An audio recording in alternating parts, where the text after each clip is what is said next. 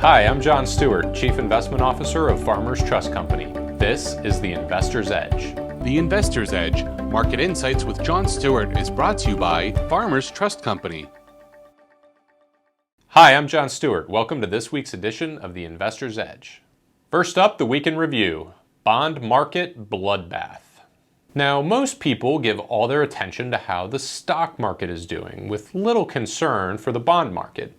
That's partly due to the stock market being more exciting, for most people anyway, and the fact that most people consider their bond investments to be relatively safe and stable. Now, most investors have far more exposure to the bond market than they probably realize.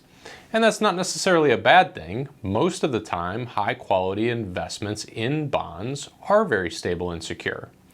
Now, when interest rates rise rapidly, however, as they have in the past few months, bond prices take a hit. Longer-term Treasury bond prices have fallen roughly 5% in value in just the past week alone. For the Aggregate U.S. bond market, the first quarter was the worst return at -6% for any calendar quarter since 1980. Side note, that's actually the year I was born, so I guess you can figure out how old I am now. Now, if you have significant investments in bonds or bond mutual funds, they have failed to provide protection from the recent weakness in the stock market, which they are historically known to do a rather good job of doing.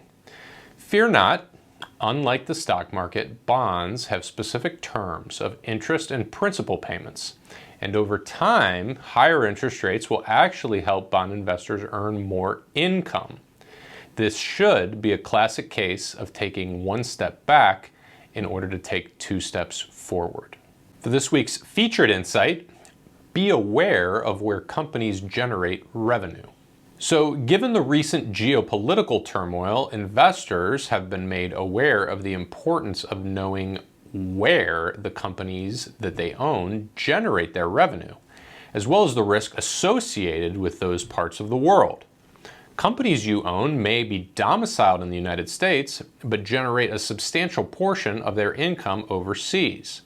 For example, McDonald's gets about 5% of its sales from Russia, which is a big part of the reason why the stock plummeted nearly 20% between January and March.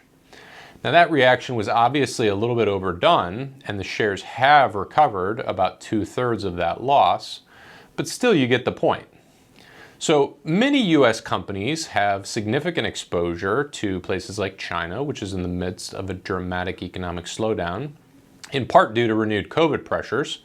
And the same is true of Europe, which is reeling from a combination of skyrocketing energy costs as well as war-related pressures.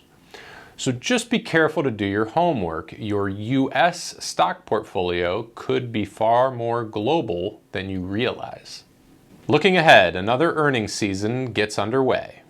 Well, with the first quarter now in the rearview mirror, we will begin to get corporate earnings reports in the coming weeks detailing what happened in the first 3 months of this year, as well as some insight into what companies expect business conditions to look like as we move through the balance of this year.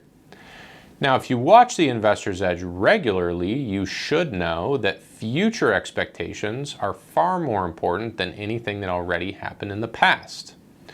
Earnings estimates for the next 2 quarters started falling late last year, but they have been holding up here in recent weeks as analysts are waiting to get more information from corporate managements. Now, slowing economic growth and input cost pressures from rising prices and inflationary pressures are likely to create some caution on the part of business leaders regarding their future sales and earnings forecasts. If this precipitates another leg down in earnings estimates, we may see more near-term pressure on the stock market in the coming weeks. However, helping to offset that risk a bit is the fact that investor expectations are already quite low, given the pervasive bearishness that already exists across the investment landscape. Once again, I'm John Stewart. Thank you for watching The Investor's Edge. The Investor's Edge, Market Insights with John Stewart, is brought to you by Farmers Trust Company.